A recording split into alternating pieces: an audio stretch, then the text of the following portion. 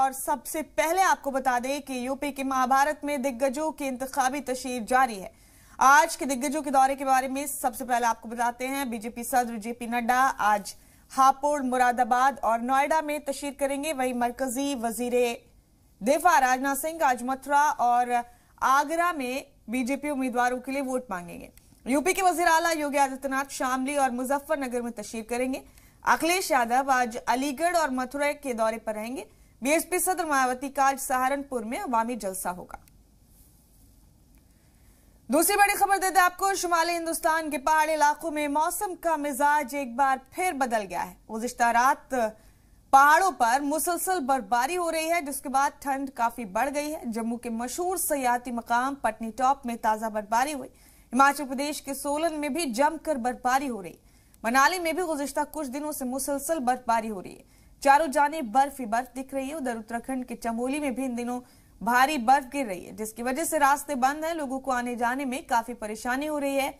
वहीं महकमा मौसमियात की माने तो आने वाले 2 दिनों तक इस इलाके के लोगों को बर्फबारी और बारिश से राहत नहीं मिलने वाली।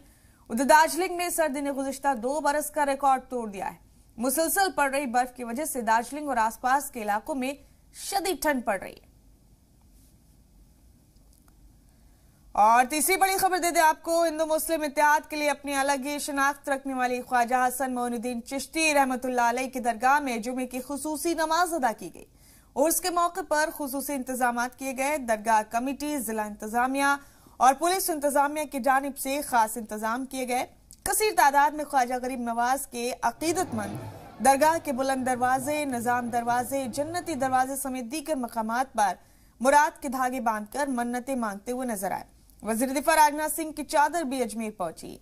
जुमे की खुसूसी नमाज अदा की गई। नमाज के बाद इज्तिमाई दुआ का इनेकाद किया गया। मगरिब की नमाज के वक्त खुसूसी दुआ का भी इनेकाद किया गया। दरगाह कमेटी के नायब सदर मुनव्वर खान इस चादर को लेकर अजमेर पहुंचे। यहाँ भी वजीर दिफा के पैगाम को पढ़कर सुनाया गया। राजस्थान के सीएम अशोक गहलोत की चादर भी अजमेर पहुंचेगी।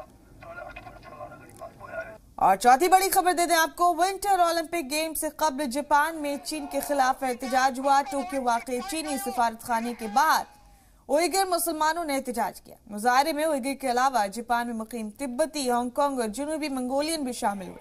विंटर ओलंपिक में शामिल ममालिक के रवैये पर मुजाहरीन ने सवाल उठाया।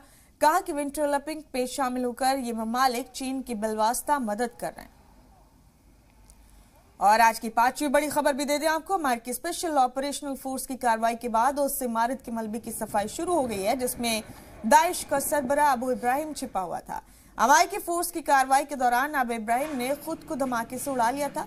अमेरिकी इंतजामिया के मुताबिक धमाके के सबब अबू इब्राहिम की अहलिया और उसके बच्चे भी हलाक हुए। 3 मंजिला इमारत में जगह जगह खून के निशान देखे जा सकते हैं। पेंटागन की जानिब से जारी बयान के मुताबिक धमाका इतना शदीद था कि इसकी वजह से महलूकीन की लाश के चिथड़े उड़ गए।